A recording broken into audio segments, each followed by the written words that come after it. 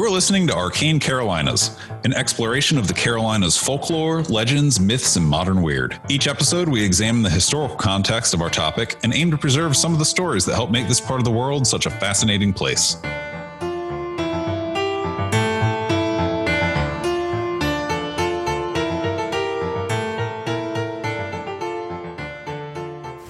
Okay, third time's the charm. We're actually recording, and we mean to be. Hello, and welcome back to Arcane Carolinas for our newest episode ever. I'm your co-host, Charlie Newshaw. I am your other co-host, multi-award-winning novelist, and not award-winning sound engineer, Michael G. Williams. A little behind the scenes, we've had to press record and stop recording and start recording several times. But it's not Michael's fault. It's Zoom.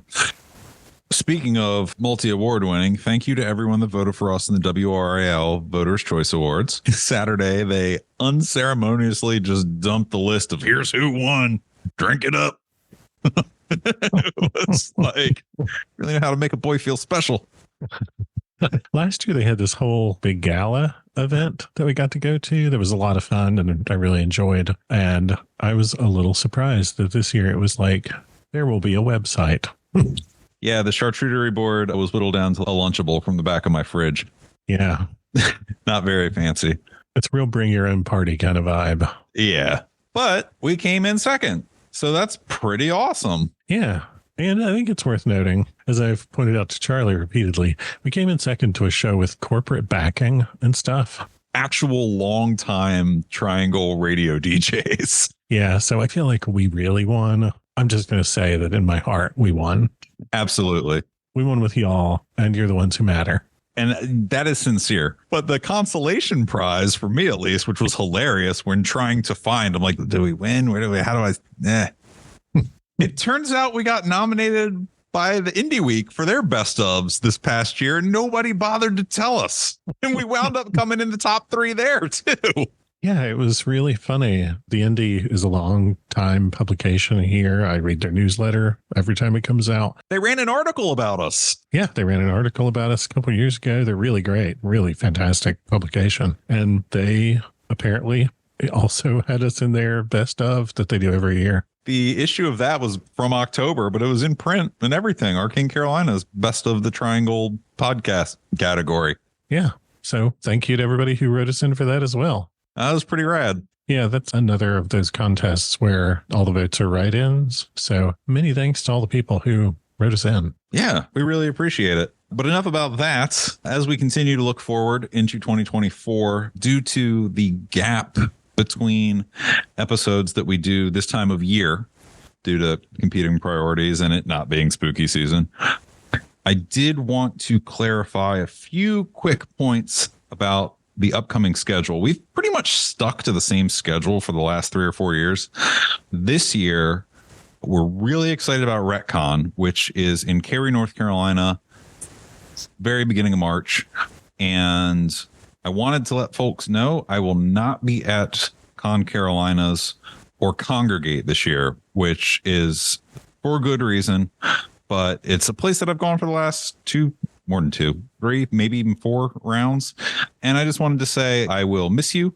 And it's not for a crappy reason. I just got to reduce the convention circuit this year. Yeah. And I also will not be at Con Carolinas this year. At least I'm not planning to be, for no reason other than that last year we did a lot of conventions. And this year I would like to do less traveling. So I won't be at Con Carolinas. I will be at Congregate. I actually just confirmed that with them this morning. And the details are not yet worked out, but in early May, at least I and possibly we will be at the Black Mountain Branch Library in Buncombe County. Yeah, so there's that event, which is cool. There'll also be in the fall a South Carolina library appearance that I'll be doing. Mm-hmm. And Carolina Fear Fest is still up in the air. We're hoping to be there. We'll see how that goes. So definites are RetCon, where we'll both be, Black Mountain Branch Library for Buncombe County, North Carolina, around Asheville, where at least I will be, a South Carolina Public Library appearance by Charlie in the fall, and everything else is up in the air. Yeah. But again, I know that all these shows are starting to post their, hey, sign up now. And just didn't want there to be any surprises of, what, you're not doing that this year? No, sorry. Just wanted to get ahead of that. Last year we did. Too much? I found my capacity. This is something that I said at home. I was like, well, I think I found my upper limit because I have my full-time job. And then I took a part-time job teaching for fun. And it has been fun, and I'm still continuing to enjoy it. And wrote a book and did a gajillion conventions and regular Arcane Carolinas. And I just kind of had to take stock and be like, I think I've worn myself out. Yeah, I have my job.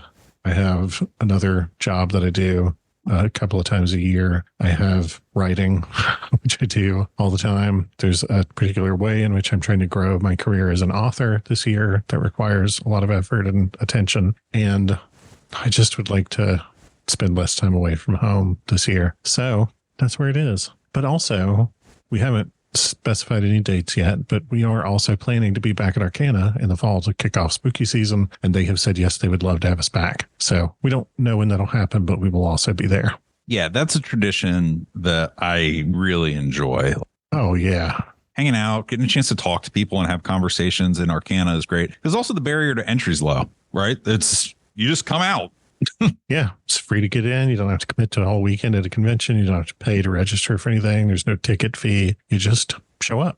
You just show up and there's something for everybody there. I guess also I should mention that I know I owe some people conference calls for an upcoming Case Files episode. I haven't forgotten you. But all of that aside, today's episode, Michael, is an Arcane Destinations episode, which is a surprise to you because I didn't tell you what we were doing. Yeah, no, I have no idea what we're talking about. And my notes are all over the place. So my delivery is going to be a pain to edit. Sorry. I have multiple tabs open on my very tiny computer screen for my notes. Probably should have printed some of this out. No worries. So are you familiar at any level, high level, in depth, whatever, with the legend of the Bell Witch out of Tennessee? I am, yes. Okay. That is not the response I was hoping for. There will be plenty of room to surprise me. I know that it exists and I know a very little bit about it, but I don't really know anything about it beyond that. I was hoping for I know nothing. Oh, no, you're talking to me. It's a legend with witch in the title. I know something. The location, the setting. Journey with me, if you will, to Adams, Tennessee. Small town. At the time of the incident, was not called Adams, Tennessee. It was just a part of Tennessee. Early history, pre-colonial history, has about 7 different nations occupying the space here and there around it. What's interesting to me is that in the treaties and that all of which got broken and agreements and cessions of land, there's a map that you can look at arcgis.com, their story maps, and it'll show you the Tennessee native land cessions, and they all loop around this very tiny part of the state of Tennessee. So who exactly lived there pre-colonial is very difficult to determine because it wasn't a part of any of the negotiations or formal engagements with the indigenous people by colonial powers, which is a lot of more rural areas, like game lands and stuff like that. Where right. It's just, well, who really lived there? Might have been nobody. It's the thing. There are a lot of parts of upstate South Carolina that were considered technically Cherokee territory, but that's because they were places where the Cherokee hunted. Right. This doesn't even have that. Yeah.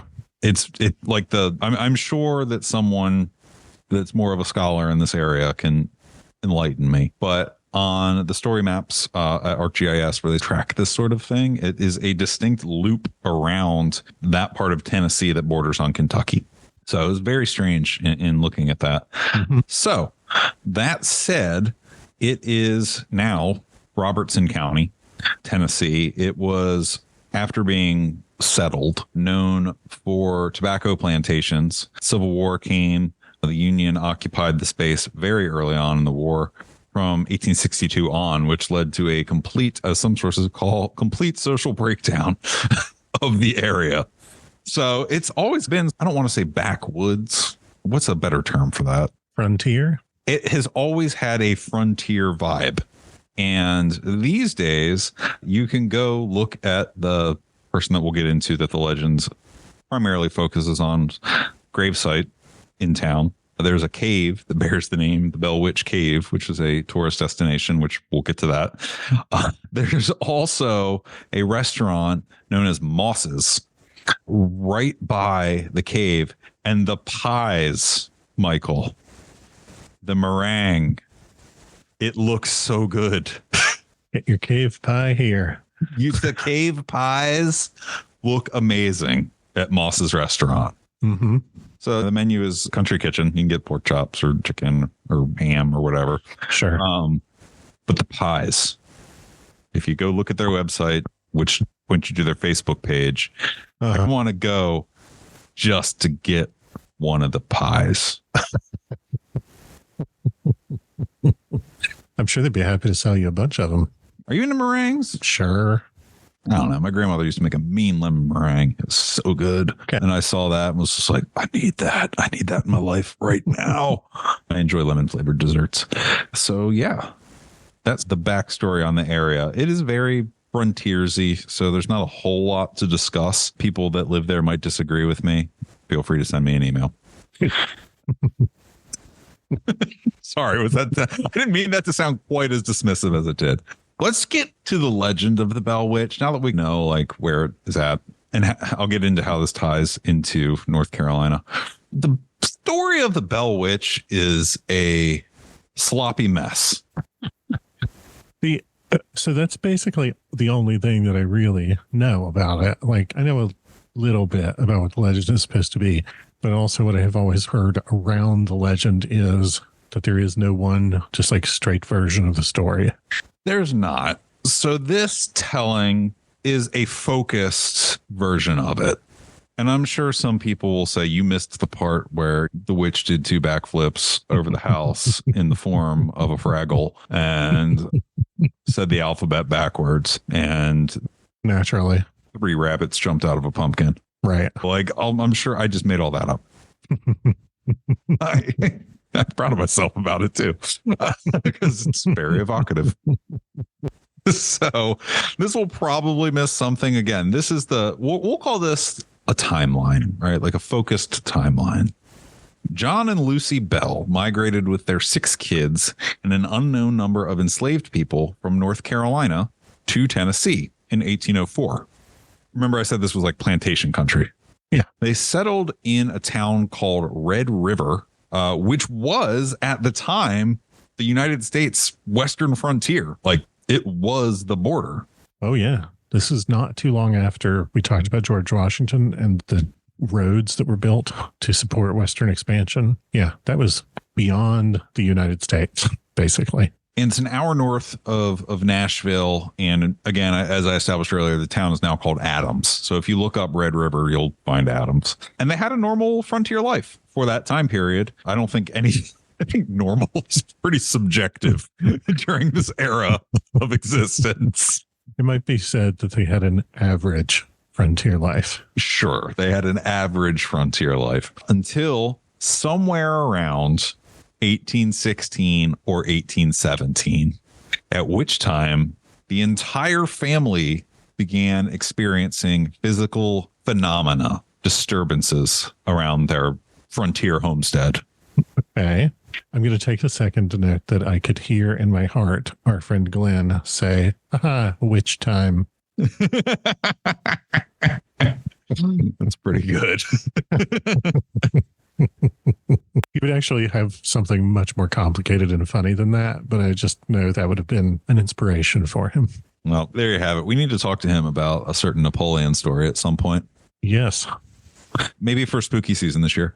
So again, I said these were physical things. They began as sightings. The sighting of flesh and blood things being seen, right? Or so they appeared. Patriarch John, Papa John, not that Papa John. I ate 12 pizzas a day. That's frontier living. This frontier living to find the best sauce. Maybe don't do that, Papa John. Tennessee Papa John saw what he said looked like a dog with the face of a rabbit out in a cornfield. Ew. Yeah. So he did what any frontiersman would do and tried to shoot it. Yeah. Sounds about accurate. Which to me is even a funnier visual where it's like, all right, hold still. I got to load my musket. I'm going to get you. I'm coming. Don't you go moving. Gets the little bag of powder, pours it in, amps it down. Little flintlock. Yeah. So he shoots at it and misses, and the animal runs off. His son, Drew, reported seeing a strange bird. That's the only description that I have. Okay. Soon after. And it gets a little more macabre. Daughter Betsy Bell, little Betsy Bell, old BB, R2B2, said that I'm going to stop now. I'm going to pull it together. We haven't done one of these in a while. So a little wee. So his daughter Betsy said that she saw the body of a young girl in a green dress hanging from a tree in the forest. So at the beginning of that, I had that's very ambient for the first reel of the horror movie. I saw a dog with a different animal's face. I saw a strange bird, things like that. Now we're right to, I saw another young girl hanging in the forest. Right. Dead. Ugh. Those are the first things, right? And these are all sightings. And then the phenomena became really strangely personal and began occurring inside the home. According to the Tennessee Encyclopedia, and I quote, apparitions appeared and strange noises increased for a year or more. Oh my God. At times becoming so violent, the house reportedly shook as if it was being buffeted by a storm. Wow. That has me working on a theory, but I'm not going to try to get in your way. Keep going. We'll get to the fun part where we get to pick at everything and apply our theories. So Atlas Obscura, true source of all knowledge, has some more embroidery and says the sounds were mysterious knockings, the sounds of rats gnawing on bedposts, dogs barking and snarling, and chains being dragged across the floor. Jeez. A real Jacob Marley vibes with the chain. Yeah. Beyond the sounds, various members of the Bell family reportedly experienced phantom slaps and pinches, just like the taco place in Raleigh. It's getting fresh. Come on down for your free slaps and pinches. And then there were instances where their sheets and pillows would be yanked out of the bed. Okay, but that makes me think of the story that you told. Well, okay, now it makes me think exactly of what my grandfather and my dad did to people to mess with them. Where in the old farmhouse, they tied the fishing wire to the sheets and waited till their friends went to bed and would yank the sheet. Yeah, totally. But go ahead. Sorry, I wasn't trying to interrupt. This is fun. At some point, the sensations there's a million sources on this, right? This is a sloppy story when you're looking for a definitive source. At some point in 1817, the sensations and the slaps and pinches were joined by a woman's voice. Oh, but she started out pleasant. Mm-hmm. She would recite prayers and seemed to know the Bible well, enjoyed debating scripture with family members, like would hold a conversation. That's weird. Was supposedly heard at the local church. The disembodied voice would be heard by the Bell family whilst singing hymns at church. Would other people hear this? We'll get to all that. Okay. Now, there are other people that bore witness to phenomena. So some versions of the legend have it that the witch saved a couple of kids in a cave near the farm. Oh, okay. I assume that's the cave that has the pie place. Yeah, you can buy a ticket and go look at the cave. Yeah. Which I want to do. It's closed right now, according to Google, but it is a tourist destination, so I'm sure it'll reopen. The kid got stuck in the cave, like in some rocks, and allegedly the kid felt the sensation of someone grabbing his ankles and pulling him out, and the other kids said there was nobody there, and then they all heard a voice telling them not to go digging in the cave because it was dangerous. Wow, okay. So the disembodied voice of the witch was delivering useful PSAs. Yeah, like at the end of a G.I. Joe or Ninja Turtle episode. Yeah, exactly. And supposedly some theories say this is where the spirit, and we say witch, this isn't like a cartoon like Hallmark Halloween card witch. This is the name ascribed to this entity, right? Yeah. But the entity is believed to have resided within the cave. Oh, is there a particular reason for that? No. Okay. Because other versions of the story have her telling the family that she's haunting the house because she's got like bones underneath of it, or they disturbed her grave. Like, when I say it gets sloppy, there's several different versions that the witch supposedly communicated to the family as to why the witch was haunting the family. One was that she had to retrieve something from under the house. One was that when they were tilling the fields, they disturbed her grave. When they were establishing their little plantation or farm, it's also unclear if it was a plantation or a farm. They did bring enslaved people with them, but it doesn't. John Bell is never really made out to be like a tobacco baron. Yeah. So the hauntings at this point had become locally famous, which is funny because I had a friend in college that used that term, local celebrity or locally famous, all the time. That's funny. But for real, if there are people in the community who are on record as having seen some of these things themselves, yeah, then this is not something that this family has happening in private and nobody's talking about it. They're hearing voices in church. It surprises me because so many of the times, especially these days, when we hear stories like this, it's framed as it was happening to us, but we were afraid to tell anyone. Right. No, this is very much a community affair. Yeah. Kind of like the Bladenboro fire poltergeist. Yeah. The community became involved in what is going on. Yeah, for real. Yeah, that's an excellent comparison. Supposedly, it began to afflict and argue with local preachers and friends of the family as well. It was arguing with local preachers. That's really fun. Because I told you, I like to debate the nature of scripture and messaging and the true nature of it. Yeah. Have we talked about that as a part of, not only, but that is a strong element of the history of Appalachian culture? No. This is technically in Appalachia, right? It's East Tennessee. No, Central. Central. Okay. So it's not too far. Yeah. There was a really strong culture in America generally at the time of people debating, and not necessarily, when I say debating, I don't mean it in the way that we quote unquote debate today. These people did not necessarily just sit around flaming each other on Twitter, but they did. There was a really strong tradition of, I guess debate is the right word, but I feel like it's more like conversation about scripture and about Christian theology and things like that. And that was something that was noted a lot as a phenomenon in Appalachia at the time specifically, but it obviously happened elsewhere. It was a big part of the culture for people to debate their particular takes.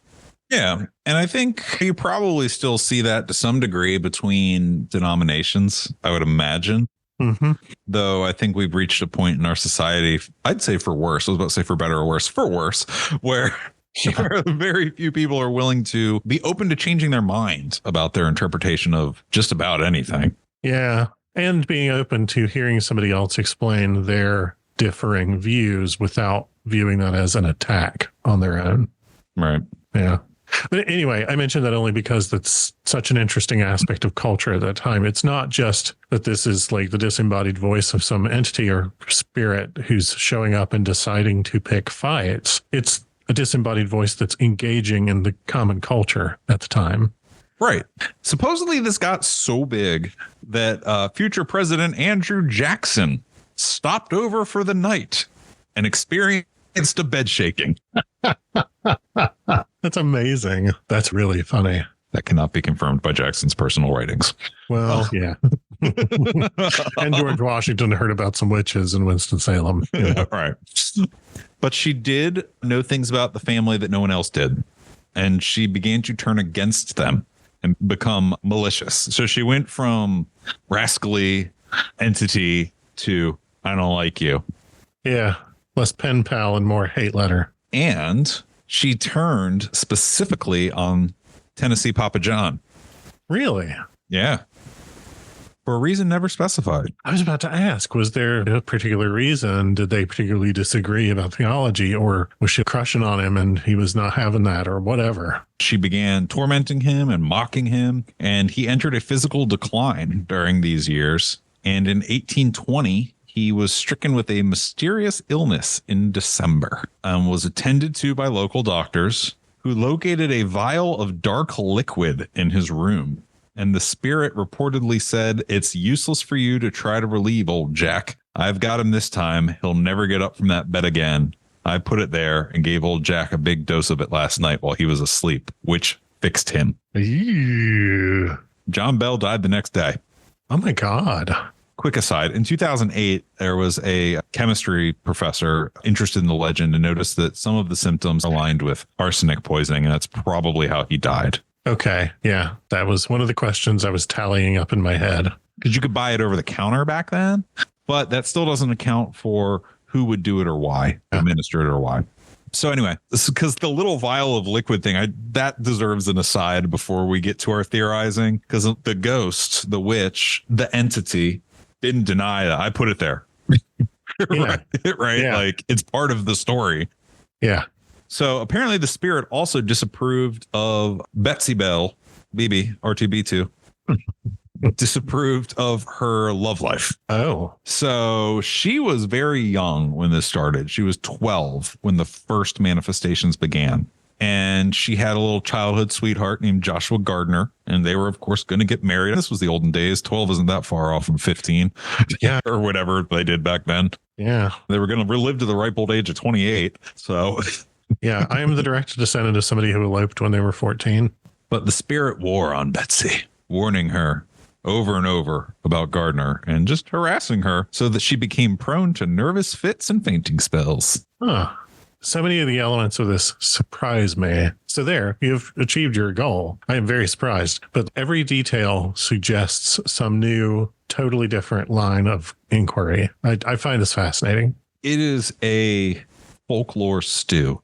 Yeah, for real. Just with everything thrown in the pot. She apparently tried to go stay with neighbors to get out of the house and away from all of this. The very first night heard, "You shouldn't have come over here. You know I can find you anywhere. Now go to sleep."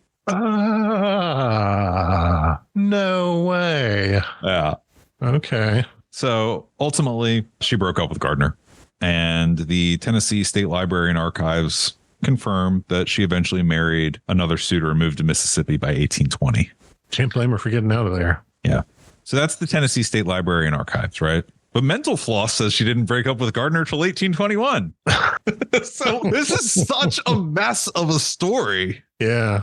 Like it's all over the place. To create a cohesive timeline, you have to omit certain things or throw certain things out to create like a cohesive narrative. Yeah. So it doesn't matter, 1820, 1821, whatever. She married a local school teacher and friend of the family named Richard Powell. So she definitely got married for the first time. Right. Betrothed. That's an old timey word. And here's the thing. After John died, spirit activity tanked.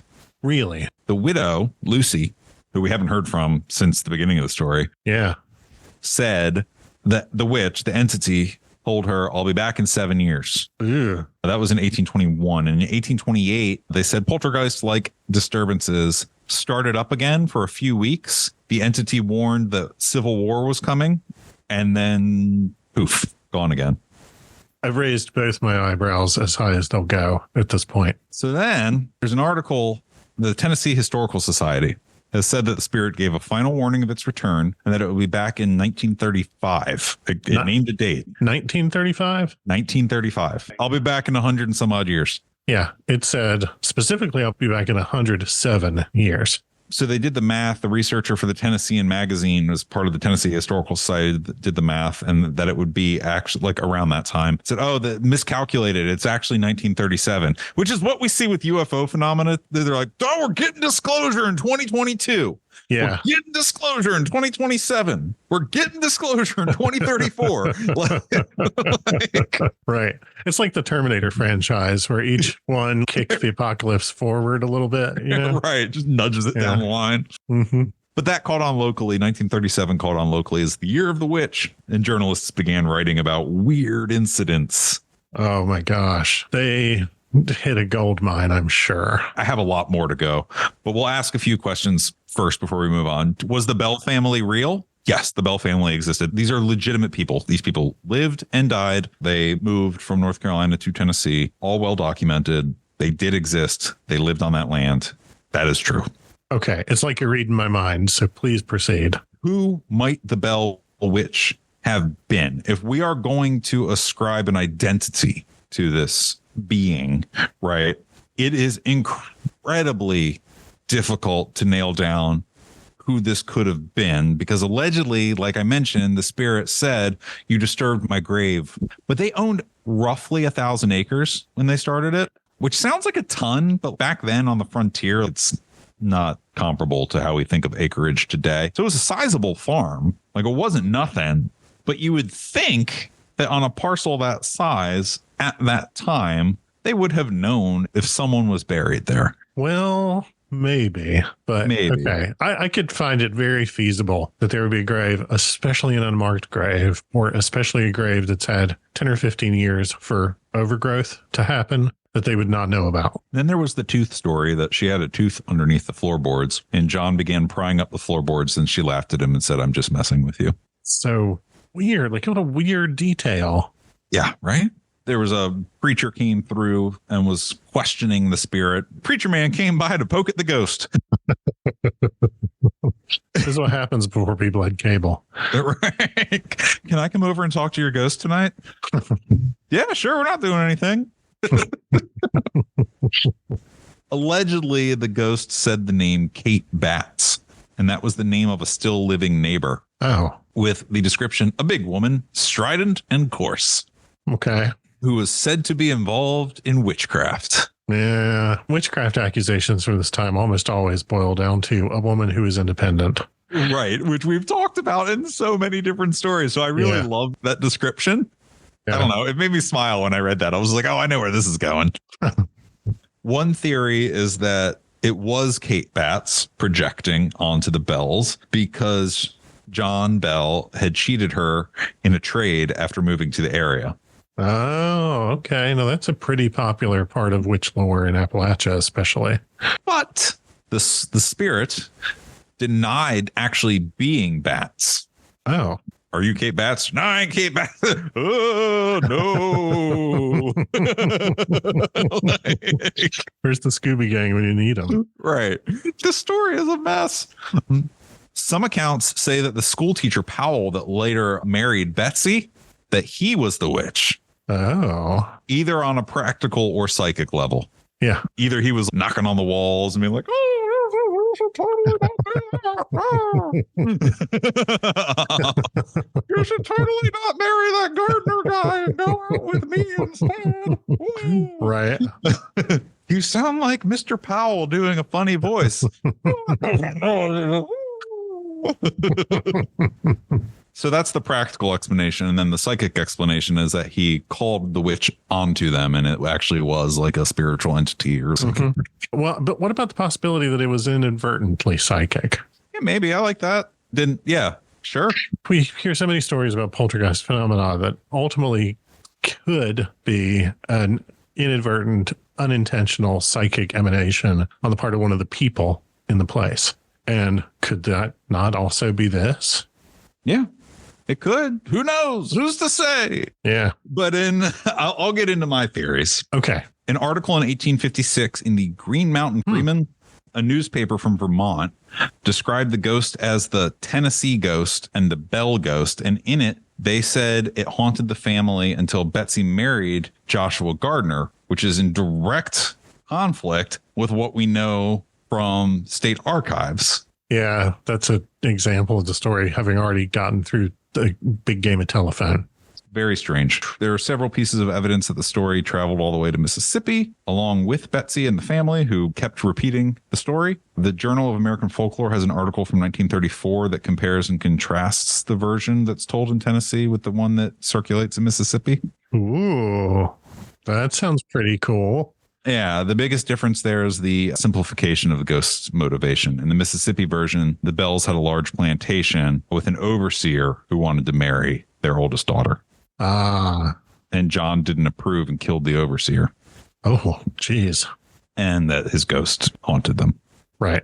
The Bell Witch in media is, again, a sloppy mess. It is reported and retold countless times in newspapers and spooky story collections. There's even a movie. It's one of the major influences on the Blair Witch Project, the found footage movie from 1999. Which I love. So there's a book an authenticated history of the famous Bell Witch, and it remains the leading source that people point to. It was written by Martin Van Buren Ingram, which is a mouthful of a name. Yeah. Wow. I'm named after the president and also have a different last name.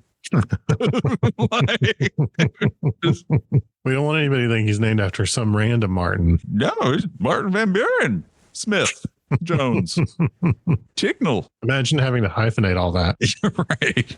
When we get into the legacy of the story, the meaning of the story, possible explanations for the story, the book that a lot of this stuff comes from, that Martin Van Buren Ingram book, was written in 1894, long after all the primary sources were dead. Yeah. Long after secondary sources were dead. Yeah.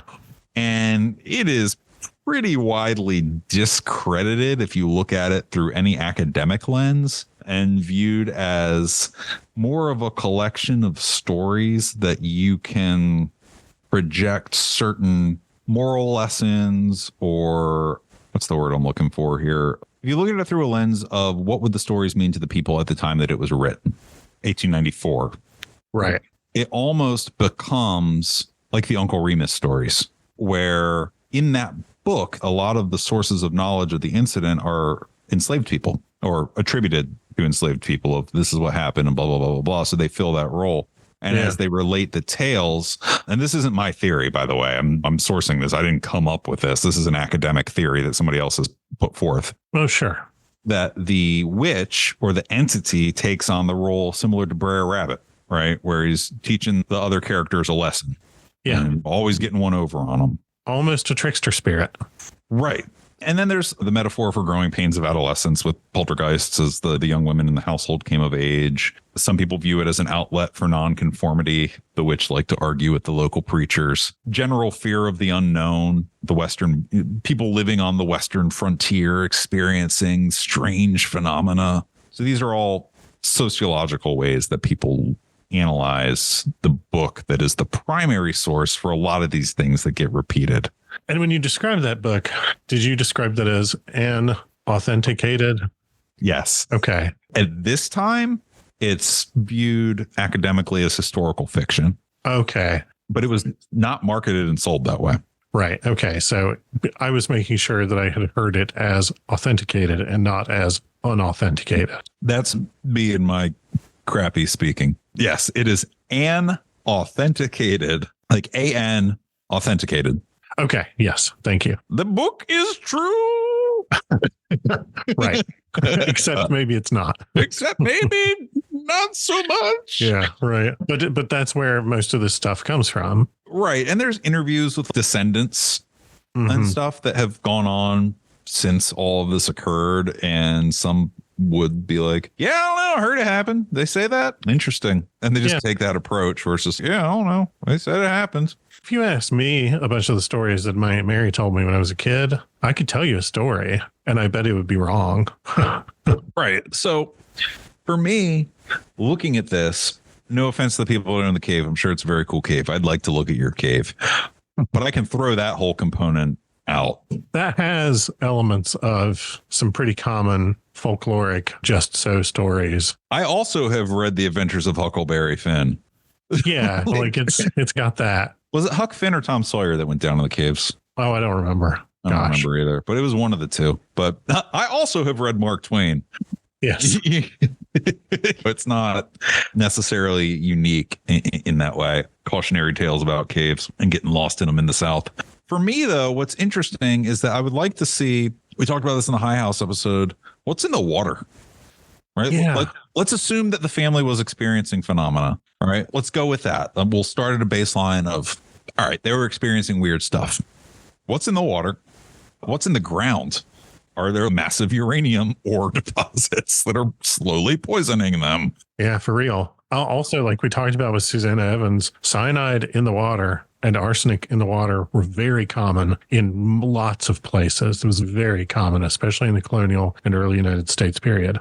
Going with the uranium, I'm going to give a nod to a long-time Arcane Carolinas community member, Howie. And Howie was like, hey, do you ever wonder what the mineral content is along ley lines? He's into ley lines and phenomena occurring along ley lines. And was like, there's a correlation between radioactive elements and ley lines and like all this stuff. And I was like, oh, it's actually really cool. Yeah, I would totally, I don't know anything about it, but I totally believe that. Yeah, I don't know anything about it either, but he put that little seed in my brain. And this is one of those instances where it might be fun to pull up a map and see what's what with regards to that. Removing that, okay, let's say that they're being poisoned by the soil or the water or whatever, and what they're experiencing, or they're being pranked, which I don't think that works in this one.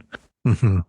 Let's throw out the mundane, right? So let's throw out all mundane explanations. For me, it's a poltergeist incident. Yeah, see, from the get-go, I was like, this just sounds like a poltergeist with tween or teen in the house who's going through the experience of having possibly their first quote-unquote serious romantic entanglement and maybe feeling uncertain about it. Mm-hmm. And also teens and tweens, surprise, tend to conflict with their parents and tend to like to argue with authority figures.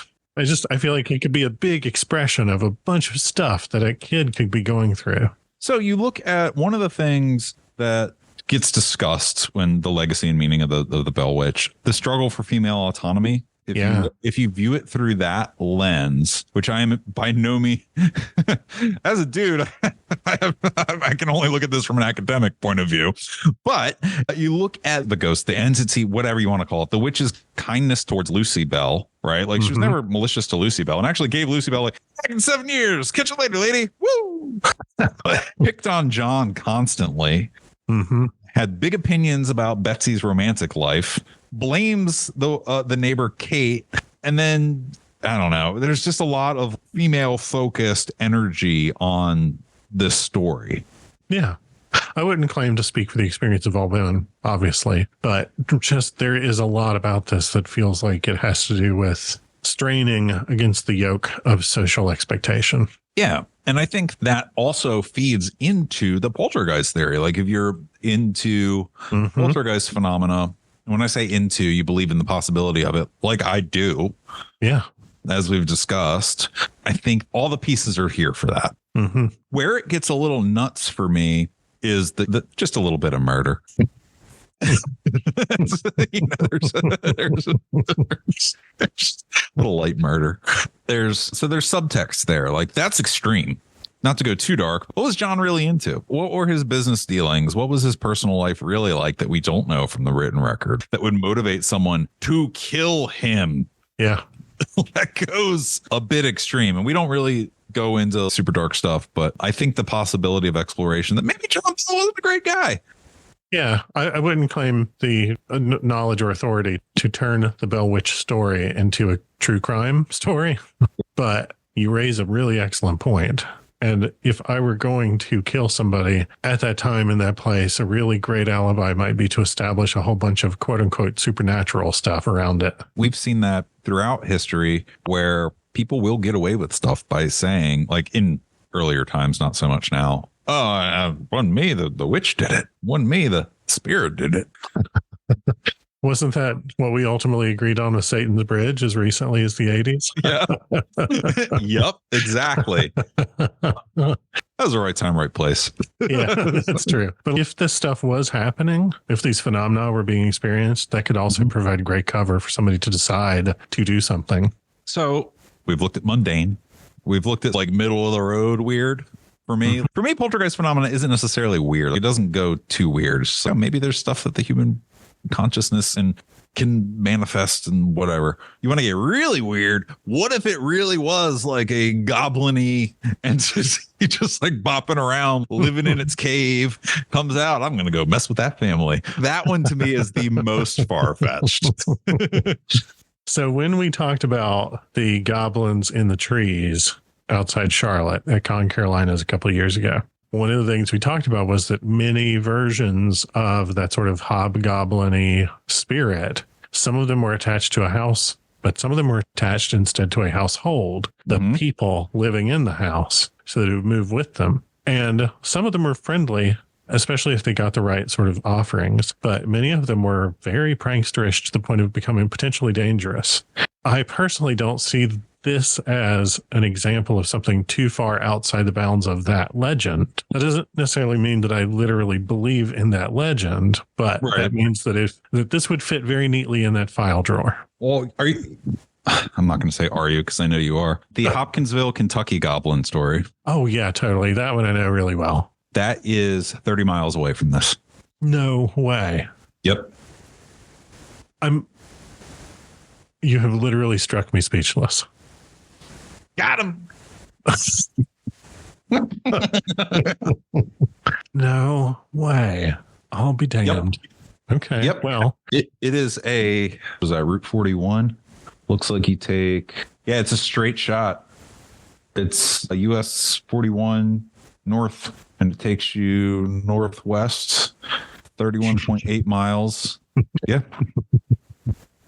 Now I'm imagining a whole bunch of goblins with their little like GPS app. Goblin positioning system. It's GPS stands for Goblin Positioning System. They're just like walking en masse. Every now and then a little voice is in 3 miles. In 3 miles, turn left.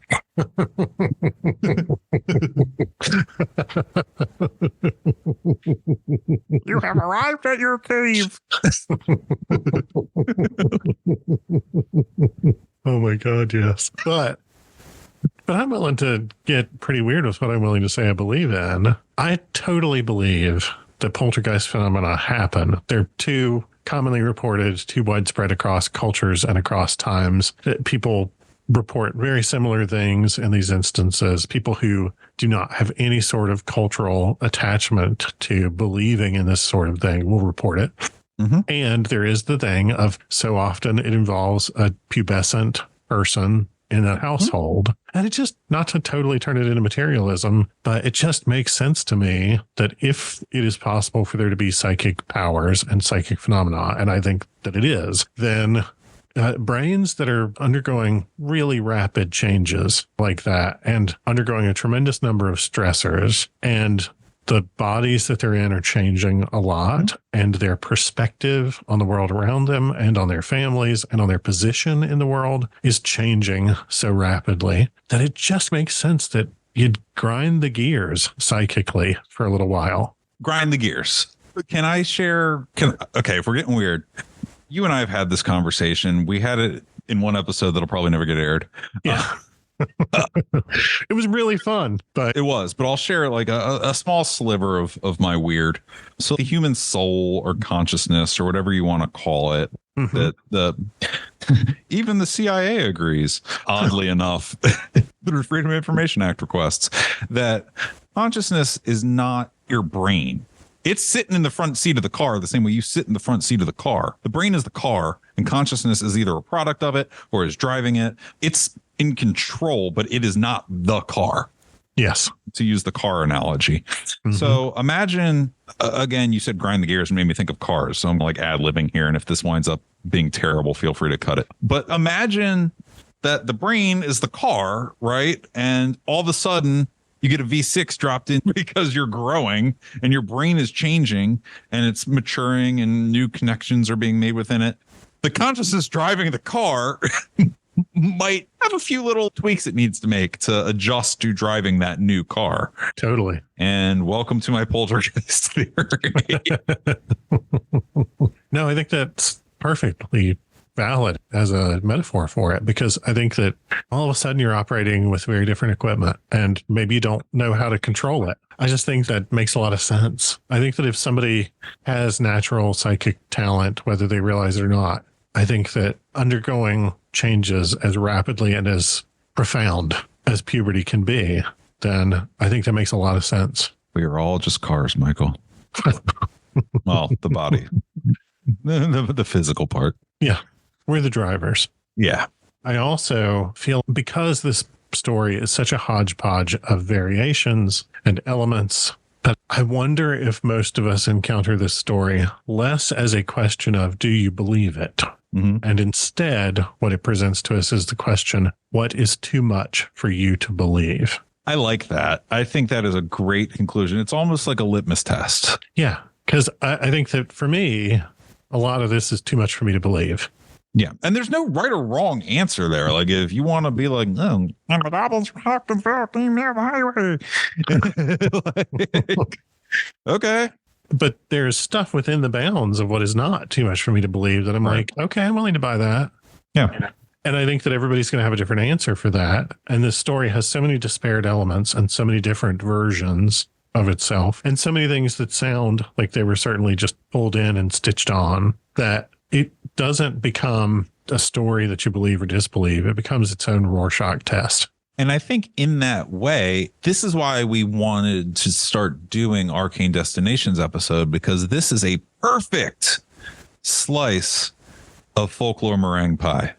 Yeah. Like it is, just to bring it back to the restaurant earlier with the lemon meringue pie.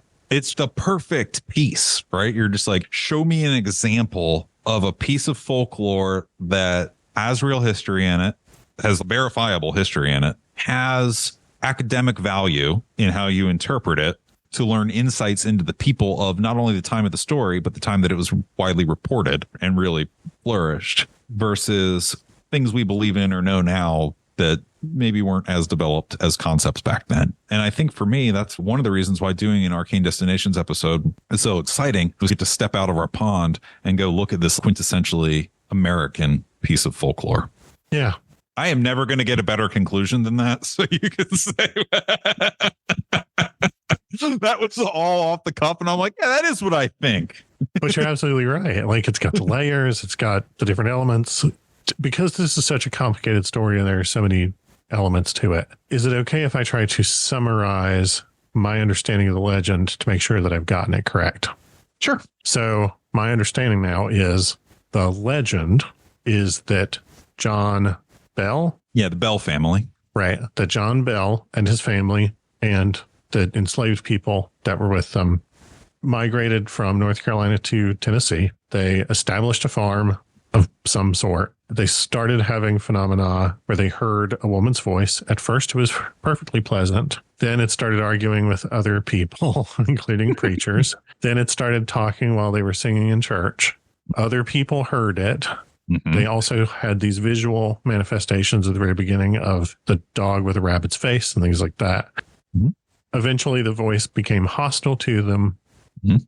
In some versions, there's the whole deal with the kids in the caves. Mhm. And then when John fell ill, the voice said to everybody around, not just one person, that vial over there is what I gave him and he's fixed and now he's going to die. And then he died the next day. Yep. But my understanding of the stuff that we know is real from the historical record is that John Bell and his family moved to Tennessee and eventually one of his daughters moved to Mississippi with her future husband. I mean, he died. Yeah, he died also. Yeah. Yeah, that's true. That is historically true. He's not still just like hanging out in Tennessee. Yeah. Yeah, no, he died the year that the story says he died, according to the records. Okay. But there isn't, other than Martin Van Buren Ingram's book. Which I can't believe I remembered his name. Wow. it's catchy. It's catchy. It is. It's why you name your kid after a celebrity. Yeah, Grover Cleveland Mushaw. I don't know. Lyndon B. Johnson Mushaw. If I ever had a child, I would name it Cher Carol Burnett Williams.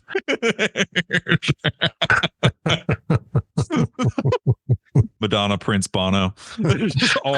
all the single name celebrity. Madonna, Prince, Bono, Cher, William. Cher Carol Burnett Ann Rice, Amy Mann Williams.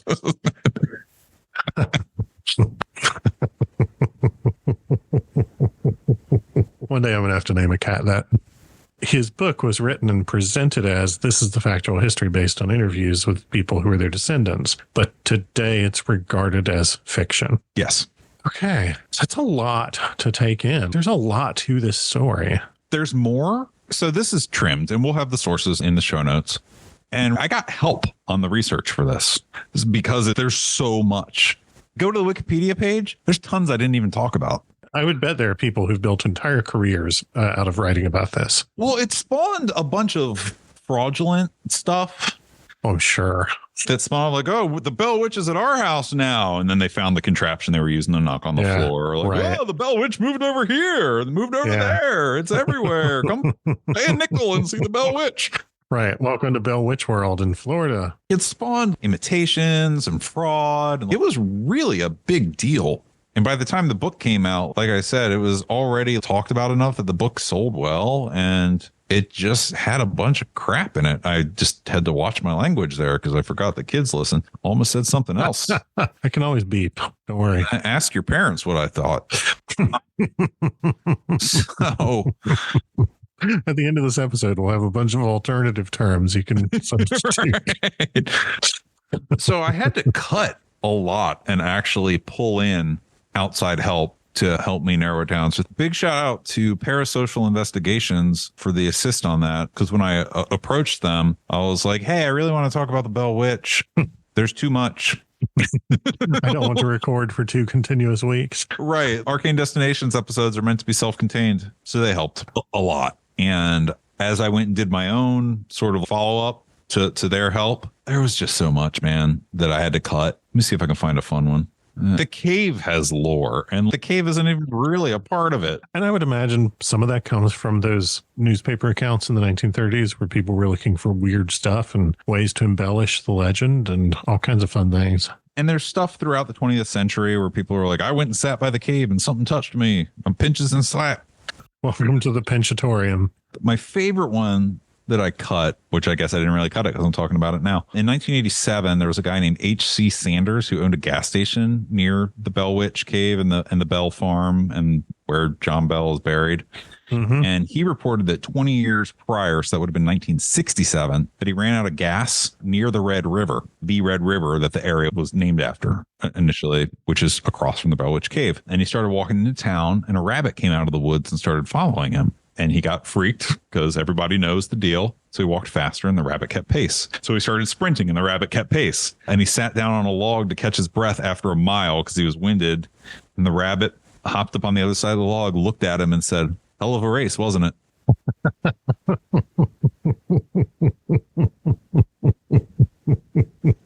So like I could go on and on. There's lots of funny terms. Like in 1986, somebody said they heard an unwavering groan from the cave, which is a funny term. Unwavering groan.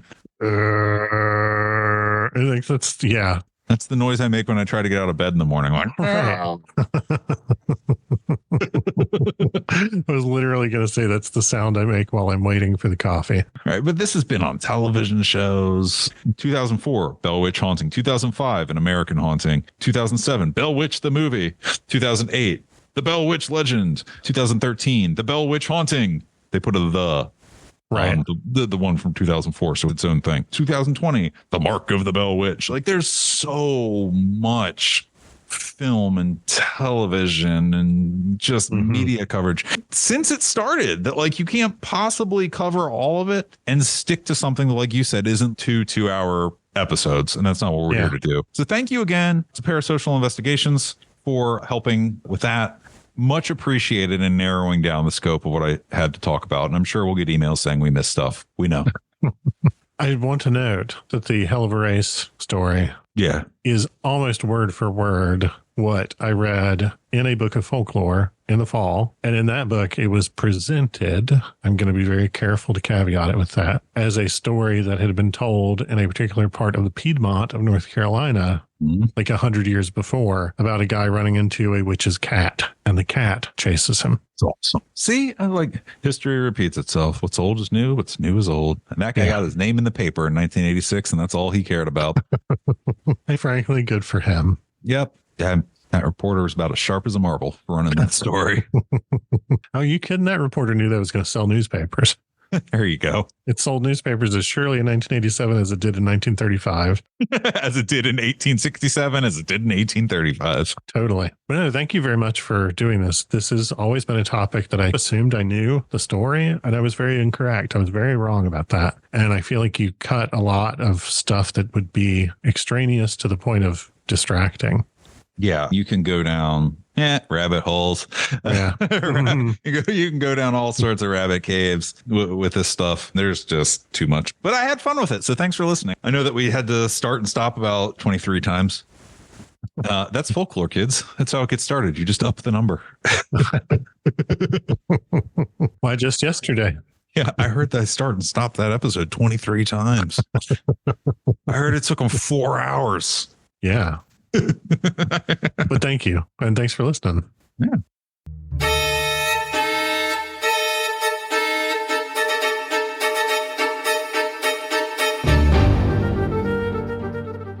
You've been listening to Arcane Carolinas. Thank you for listening. We hope you enjoyed it. For more episodes, behind the scenes information, and links to our social media, check out www.arcanecarolinas.com, where you can also buy the Arcane Carolinas book. And if you like award-winning horror and science fiction, check out my books at michaelgwilliamsbooks.com or visit my publisher, Falstaff Books, at falstaffbooks.com. And if you have story suggestions, comments, or questions, email us at arcanecarolinas@gmail.com. And thanks for listening.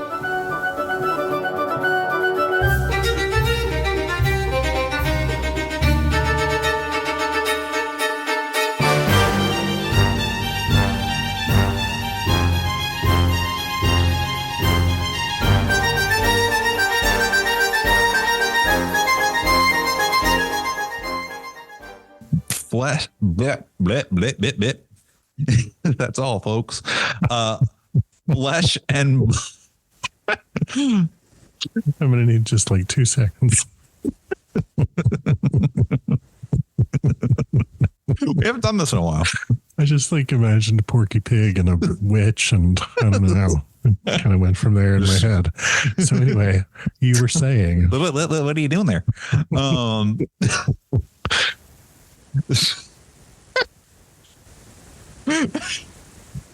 Cut all of this and put it at the end. Oh, don't worry. Oh, that's going to happen. We'll leave it in. Nah, don't leave it in. No. So No.